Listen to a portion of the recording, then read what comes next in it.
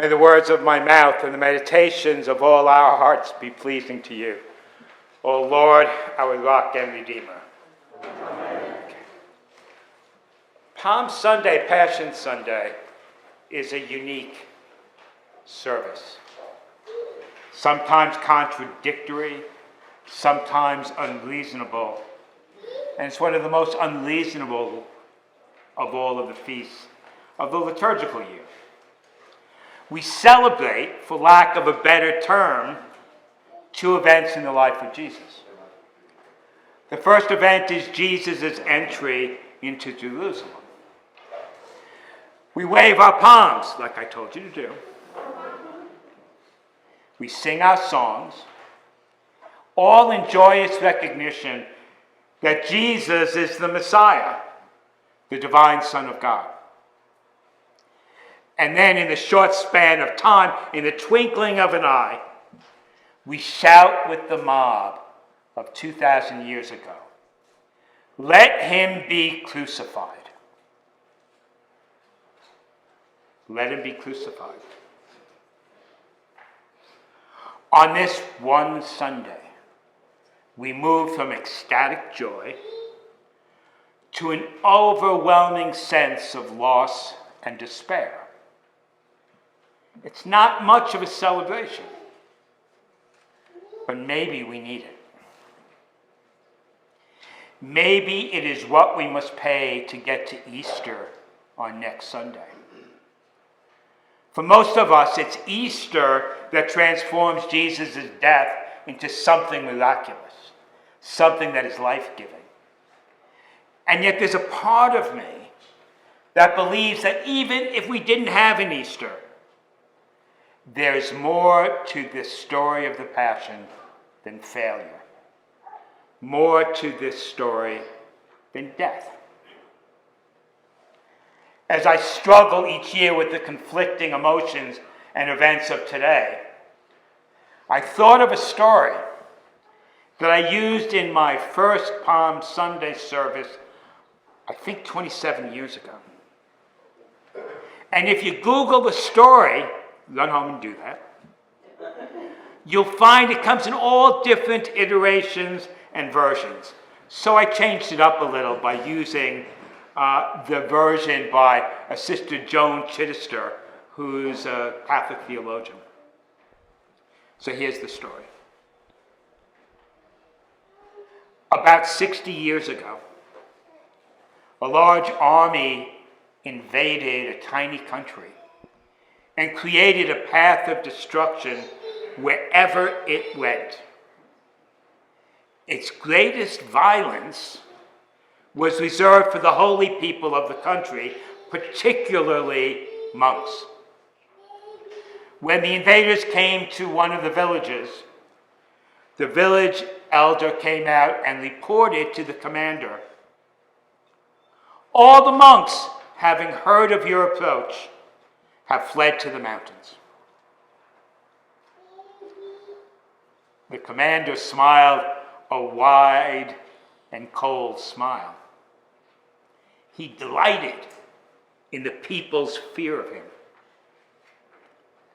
But then the village elder added something a little curious. "All that is, but one monk who did not flee." And so the commander was enraged. He marched to the monastery and kicked in the gate. There in the courtyard stood the one remaining monk. The commander glowered at the figure. "Do you know who I am? I am the one who can run you through with a sword without batting an eye." And so the monk standing there fixed the commander with a peaceful and patient look. And he replied, "And do you know who I am? I am the one who can let you run me through with a sword without batting an eye." In this spiritual and psychological war of words and actions, the monk turned aside the anger, the hatred, the fear, and the violence of that commander. By accepting the commander's words and by not responding to them in kind, by refusing to respond himself with that same kind of anger, hatred, fear, and violence, he transformed the moment. He conquered the sin of the evil commander. So none of the stories ever say whether the monk lived or died. And maybe that's beside the point. But that monk was able to transform the evil of that moment into God's grace. He was able to discount death by his own act, by his own decision to respond with patience and maybe even some compassion. 2,000 years ago, in the desert city of Jerusalem, Jesus did the same. He spoke the gospel of love. He called the people to love one another in such a way that it threatened the very foundations of the empire and of the Jewish faith and tradition. Jesus' message of love was subversive.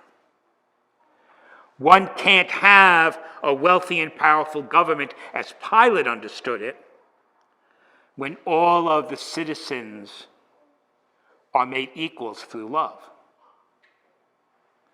One can't have a religion, as the high priests understood it, without having laws that define who is saved and who is damned. An understanding that comes to nothing when confronted by the divine love of Jesus. One can't have a secure and productive society as the citizens of Jerusalem understood it when confronted with the abundant and wasteful love called for by Jesus. The story of the Passion is the story of a people who still are very much like us. It's the story of people who did not understand Jesus' message, and in their anger and frustration shouted at him, "Do you know who we are? We are the people who can nail you to a cross without batting an eyelash." And Jesus' response, "Do you know who I am? I'm the one who can let you nail me to a cross without batting an eyelash and still loving you." 2,000 years ago, Jesus turned aside all the anger, the hatred, the fear, and the violence of the mob and its leaders. By accepting their words and not responding to them in kind, by refusing to respond himself with that same kind of anger, hatred, fear, and violence, he transformed the moment. He conquered the sin and evil of the world. He was able to discount death by his own act, by his own decision to respond with patience and compassion. So for centuries, we Christians have connected the cross to almost unbearable pain. And in some ways, we've glorified suffering as somehow being redemptive and salvific. But maybe we can see it differently. Maybe the cross isn't about suffering. Maybe it's about love.